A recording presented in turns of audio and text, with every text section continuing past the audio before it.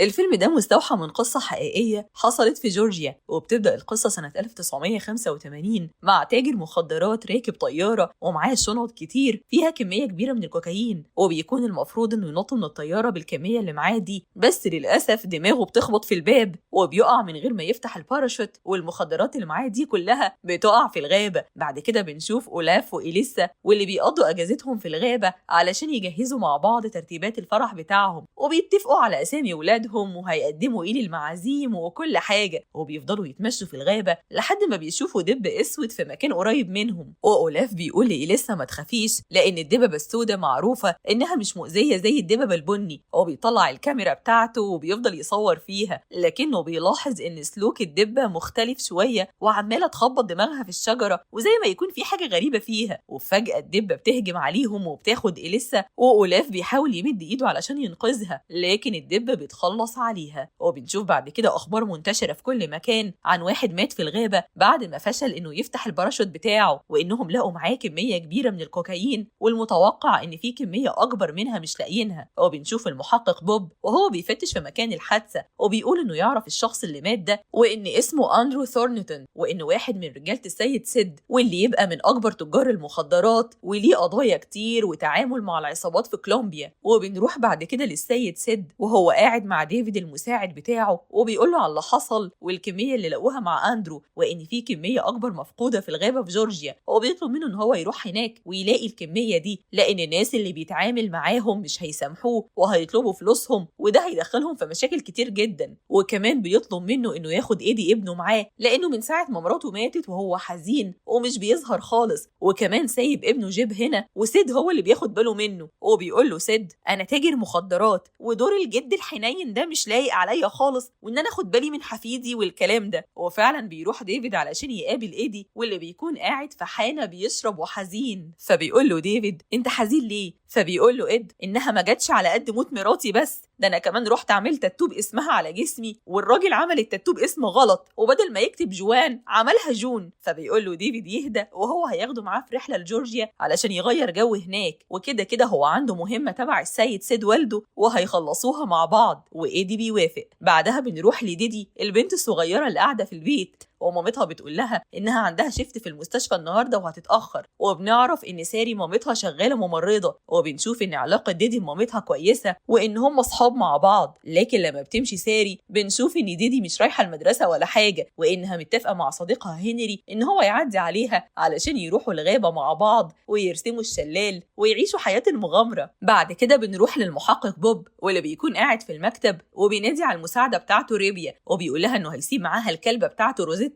علشان هو مسافر جورجيا. فبتقول له رايح تعمل ايه في جورجيا؟ فبيقول لها ان ايدي ابن سيد وديفيد المساعد بتاعه كانوا بيتكلموا في حانه امبارح وفي واحد من رجالتنا سمعهم وعرف الخطه بتاعتهم وقال لنا عليها، علشان كده انا لازم اروح واقبض عليهم متلبسين. بعد كده بنشوف ساري مامة ديدي لما بيجي لها تليفون من المدرسة إن بنتها ما جاتش النهاردة، وطبعا هي بتقلق وبتقوم تفتش في البيت وبتلاقي شنطة ديدي وبتعرف إنها رايحة علشان ترسم الشلال. وفي الوقت ده بيكون هنري وديدي وصلوا الغابة وبيروح هنري يرسم على شجرة علشان يعلم المكان اللي كانوا فيه، لكنهم بيتفاجئوا بكيس مرمي على الأرض وديدي بتقول إن ده كوكايين. فبيقول لها هنري إن الكوكايين بيبقى بودرة وبيكذب عليها وبيقول لها أنا متعود أخده كل فترة لما بكون في حفلة أو سهران مع أصحابي. فبتقطع ديدي الكيس وبتقول له طب وريني هتاخده ازاي؟ فبيقول لها لا ابدأي انت الاول. فبتقول له انها موافقه وعايزه تجرب، وبتروح تاخد شويه وبتقول ان هو اللي عليه الدور وبيروح هو كمان ياخد شويه. بعد كده بيسمعوا صوت حاجه بتتحرك وراهم وبيتفاجئوا بدبه كبيره وعلى وشها بودره، فبيصرخوا هما الاتنين وبيهربوا منها. وفي الوقت ده بنشوف ليز حارسه الغابه ومعاها صديق ليها اسمه بيتر خبير الحيوانات، وهما في مكان في الغابه خاص بالحراسه. وبنشوف ان ساري داخل عليه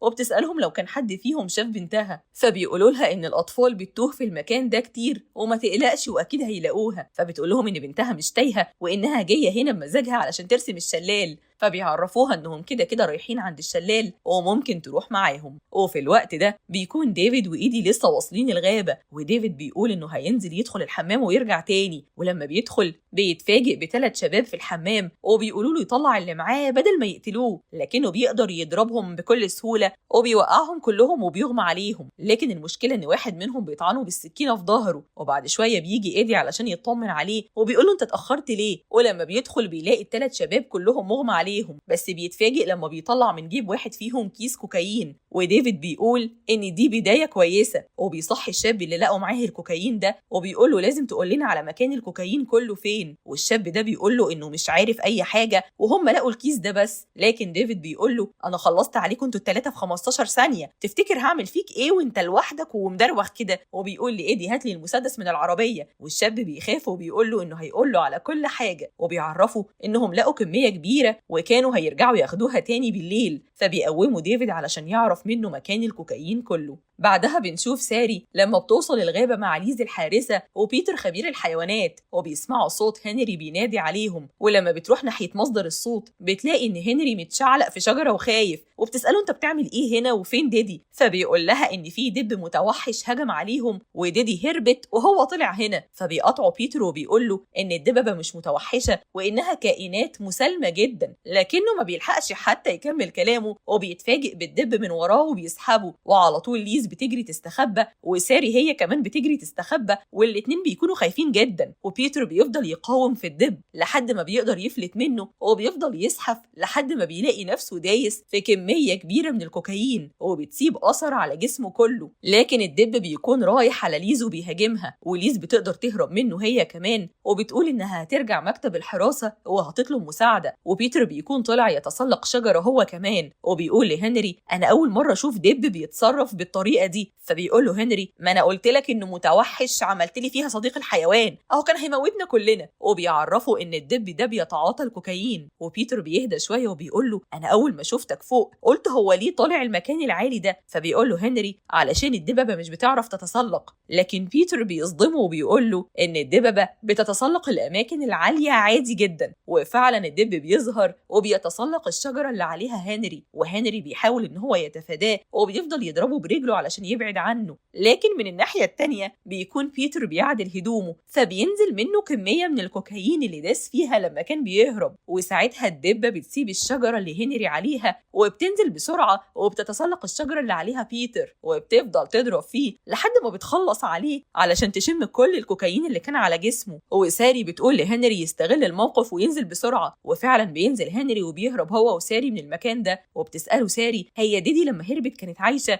فبيقول لها ايوه عايشه، وبيشاور لها على الاتجاه اللي هربت منه، وبيفضلوا ماشيين هما الاتنين وبيلاقوا صخره عليها دم، فبتجري ساره عليها ولما بتقرب وبتشمها بتقول كويس لان ده لون احمر بس. فبيقول لها هنري انت عرفتي منين؟ مش يمكن يكون دم. فبتقول له انت نسيت ان انا ممرضه ولا ايه؟ هو بيمشي ورا الالوان اللي مرميه على الارض، وبتفضل تقول ان ديدي ذكيه وسابت لهم اثار يمشوا وراها. ومن الناحيه التانيه بنشوف ليز لما بترجع المقر بتاع الحراسه وبتقابل 2 شباب من اللي كانوا في الحمام واللي كانوا عايزين يسرقوا ديفيد، وبتقول لهم ان في دب متوحش موجود في الغابه، وبتطلب من واحد منهم انه يتصل على الاسعاف، وبتحضر المسدس بتاعها وبتزود الرصاص، وبتسمع صوت عند الباب فبتقول لهم اكيد الدب جت ورايا لحد هنا، وبتطلب من الشاب انه يفتح الباب وهي هتقف بالمسدس علشان اول ما يفتح تضرب الدب على طول. وفعلا الشاب بيعمل كده، لكنها مش بتعرف تنشن كويس وبتضربه هو طلقه في دماغه وبتخلص عليه. اما الدبه فبتخاف من صوت الرصاص وبتطلع تجري، فبتقفل الباب هي والشاب اللي لسه عايش، لكنهم بيسمعوا صوت الدبه بتتحرك حوالين البيت، وفجأة بتظهر من الشباك وبتمسك الشاب بإيديها. وبعد شوية بنشوف إن المحقق بوب لسه واصل الغابة وبيدور على المكان اللي فيه العصابة والكوكايين، وفي الوقت ده بتوصل عربية الإسعاف وبينزل منها 2 وبيحاولوا يفتحوا الباب لكنهم مش بيعرفوا بسبب إن في جثة وراه، فبيفضلوا يزقوا في الباب لحد ما بيفتح، وساعتها بيشوفوا فوضى كبيرة جدا وليز واقعة على الأرض ومصابة، فبتروح المسعفة بيث علشان تكشف عليها، والمسعف توم بيفضل يدور في المكان ويستكشفه، وليز بتكون عايزة تقول حاجة لكنها مش قادرة قادرة تتكلم، فبتمسك السماعة من المسعفة وبتقول لها دب، وساعتها بيكون المسعف فتح الباب والدبة بتكون جوه وبتكون قتلت الشاب اللي كان موجود، وبتهجم على توم وبتوقع الباب عليه، وتوم بيحاول ان هو يفلت منها بأي شكل، لكن بيث بتاخد ليز وبتركبها عربية الإسعاف وبتدور العربية، وتوم بيكون قدر يخرج من تحت الباب وبيجري وبيركب العربية، وبيجروا كلهم بالعربية بأقصى سرعة، لكنهم بيلاحظوا ان الدبة لسه بتجري وراهم بسرعة كبيرة جدا، فبتفضل بيث تقول لتوم اقفل الباب، لكنه مش بيلحق، والدبة بتنط لهم جوه عربية الإسعاف وبتهاجم توم، وليز بتكون على السرير بتاع العربية، ولما بيث بتدوس فرامل بتقع ليز بره بالسرير وبتموت، وبيث بتفضل تجري بالعربية بكل سرعتها لحد ما بتتفاجئ ان في شجرة في وشها وبتعمل حادثة وبتموت هي كمان. وبنشوف بعد كده المحقق بوب وهو ماشي في الغابة وبيلاقي مكان فيه كراسي وليه سقف، وبيدخل علشان يقعد ويرتاح شوية، لكنه بياخد باله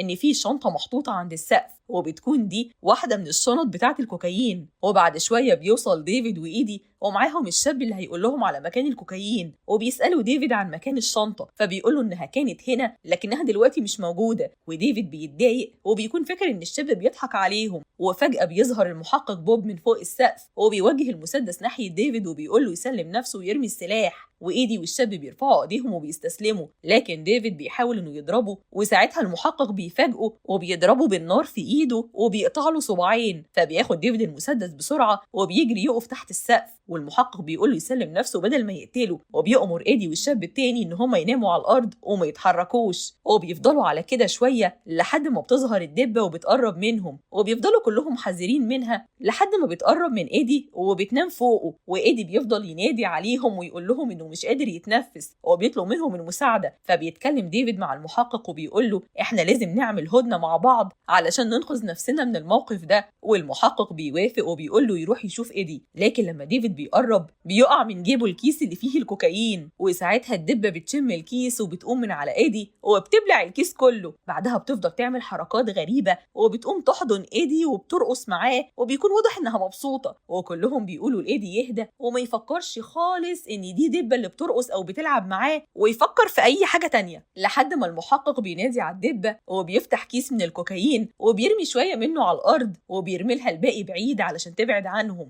بعدها بيقول لديفيد ياخد ايدي والشاب ده ويهربوا، بس ايدي بيرفع المسدس ناحيه المحقق وبيقول له يجيب الشنطه اللي معاه، والمحقق بيقول له احنا عاملين هدنه والمفروض نحترمها، فبيقول له ديفيد ان الشنطه دي سعرها معدي ل 14 مليون دولار واكيد مش هنسيبها لك يعني، والمحقق بيقول له لازم يحترموا الاتفاق، لكن فجاه بتيجي طلقه في المحقق وديفيد بيقول ان مش هو اللي ضرب، لكن لما بيبصوا وراهم بيلاقوه السيد سيد هو اللي جه وقتل المحقق، لكن المحقق بيكون لسه ما ماتش، وبيسألوا سيد عن مكان الشنطة، فبيقول له أنا رميتها للدب، وبيعرفوا إن الدب مشي في اتجاه الشمال، وساعتها بتظهر ريبيا المساعدة بتاعت بوب، وبوب بيكون فرحان إنها جت علشان تنقذه، لكنها بتفاجئه وبتقول له إنها شغالة مع سيد، فبيفضل يقول لها إنه وثق فيها لدرجة إنه ادالها الكلبة بتاعته لكنها خاينة للأمانة. ومن الناحية التانية بنشوف ساري وهنري وهما ماشيين في الغابة علشان يلاقوا ديدي، وبيتفاجئوا بشخص قاعد خايف، وبيكون ده أولاف اللي كان في أول الفيلم، وبيفضل يقول لهم ان في دبه شيطانيه بتاكل الناس وكلت حبيبته اليسا اللي كانوا هيتجوزوا قريب، فبتفهموا ساري انها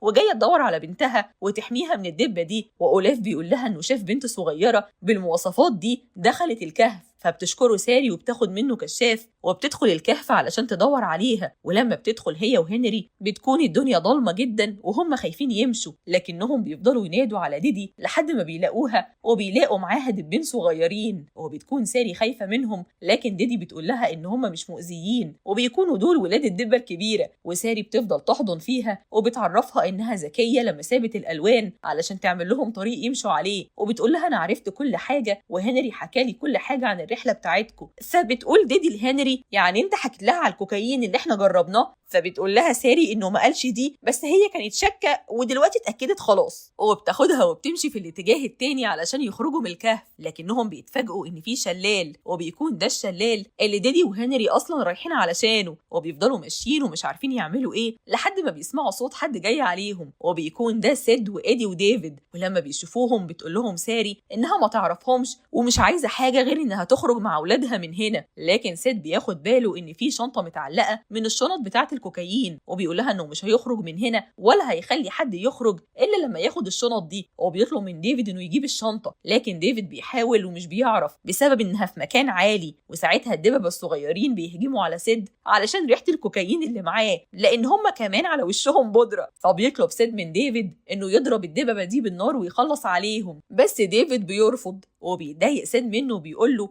انه هيخلص عليهم بنفسه. لكن الدبه الكبيره بتظهر وبتهجم عليهم علشان تحمي ولادها وعلشان ريحه الكوكايين اللي معاهم برضه. وساعتها بتقرر ساري انها تاخد ديدي وهنري وينطوا من الشلال، وفعلا بيعملوا كده. وسيد بيفضل يضرب نار على الدبه الكبيره، وفي طلقه بتيجي في ديفيد بالغلط فبياخدوا ايدي وبينط بيه هو كمان من الشلال، والدبه الكبيره بتقع على الارض من الطلقه اللي جت فيها. وبيطلع ساد علشان يجيب الشنطه لوحده، لكن كيس من الكوكايين بيقع منه وبيتفتح وبينزل على الدبه، وساعتها بتفوق تاني وبتطلع هي وولادها وبيخلصوا على سيد. بعد كده بنشوف ان ديفيد مصاب اصابه قويه جدا وبيموت، فبتقرر ساري انها تروح تساعده، وبتقول لايدي ما يقلقش لانها ممرضه وهتحاول تعمل الاسعافات الاوليه لحد ما يروح المستشفى. بعدها بنشوف ان ديفيد فعلا عاش، وريبيا بتدي الكلبه روزيت لايدي علشان يربيها، وبتسلم عليه وبتمشي. وساري بتمشي مع هنري وديدي وبتطلب منها انها ما تخبيش عليها حاجه تاني. وبنعرف في القصه الحقيقيه ان السلطات ما قدرتش تسترد اي حاجه من الكوكايين اللي كان في الغابه ده، والمعلومات بتقول ان الدببه لسه عايشين لحد دلوقتي. وبنشوف في المشهد الاخير ان الشاب اللي كان معاهم واقف على الطريق وبيوقف عربيه علشان يروح نيويورك وهو معاه شنطه من الشنط اللي فيها الكوكايين.